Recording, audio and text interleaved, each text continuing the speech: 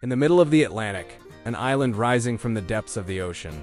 And at the heart of that island, a giant piercing the sky. Mount Teide. But this is not just a mountain. This is a living geological monument, where layers of time have built up over millions of years. To feel that breathtaking view from above and to uncover the mystery of the island's native people, the Guanches, keep watching. We began our journey from Puerto de la Cruz. As we climbed up from the ocean coast, we realized we were heading not only towards stunning landscapes, but toward a past full of secrets. Because Teide was formed as a result of volcanic activity that began around 12 million years ago. The structure we see today took shape about 170,000 years ago, after a massive eruption followed by a collapse. Which means that once, there stood a volcano here far larger than what we see today. The crater at the summit was formed when the volcano collapsed into itself. We continued climbing along winding roads. After a while, the houses began to disappear, and we moved forward accompanied by the beautiful greenery of the landscape. But as we climbed higher, nature began to change.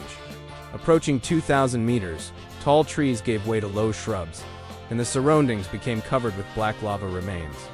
The ground no longer felt alive. It felt frozen, like the aftermath of a disaster. During eruptions, lava once flowed like rivers before solidifying. But that doesn't mean the danger is over, because Teide is still active. The last major eruption occurred in 1909 in the Chiñero area.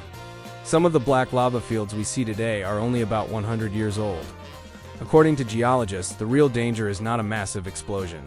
It's slow, but unstoppable lava flows, which could one day cover the entire island and lead to its destruction.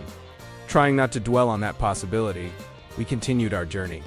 At our first stop, La Ruleta, you feel as if time has stopped. You witness the moment when all the colors of life turned into black, and fire became stone. Everything is frozen, but only temporarily. Here you can also observe formations known as roques. These are vertical rock structures formed when lava rapidly cools as it erupts from underground. The sight is deeply moving and thought-provoking. You should definitely visit the museum here as well. This is where we learn about the mysteries of the Guanches. The Guanches are believed to be related to Berber communities from North Africa, and are thought to have migrated to the Canary Islands around 1000 BC. But how they managed to cross the ocean at that time remains an unanswered question. On the other hand, whether their practice of mummifying the dead suggests a connection to ancient Egyptian history remains unknown.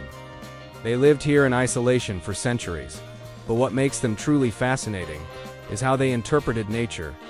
For them, Teide was not just a mountain. There was a force living inside it, Guayota.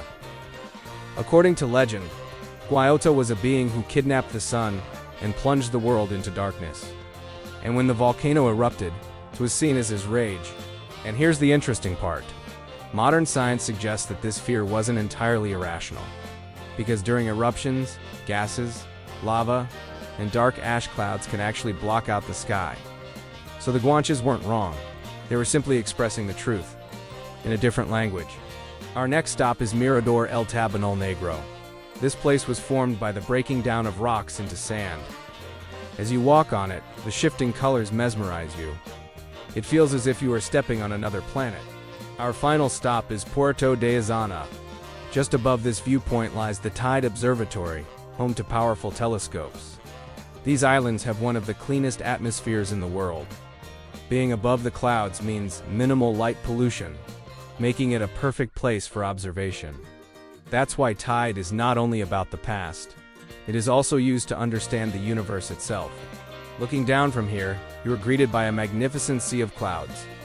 Being above the clouds is an incredible feeling, and when combined with the view of Mount Teide, it becomes unforgettable. Continuing eastward, we descend toward La Laguna. This journey, surrounded by breathtaking sea and mountain views, was truly remarkable. Especially witnessing the ocean from altitudes of 1,500 to 2,000 meters. An experience you can find in very few places in the world. And when you descend from the summit of Teide, you realize something. Teide is not just a volcano. It is a reflection of humanity's relationship with nature. Once, people feared it. Today, we try to understand it. But one thing hasn't changed. Teide is still there. Silent, giant, and deep within, a force that slowly breathes. And perhaps the most unsettling thought is this: one day, it may awaken again. In our next video, Masca hidden among the mountains in fear. The peaceful corners of Los Silos and Garaquico, shaped by lava, are waiting for you. Stay with us on this exciting journey.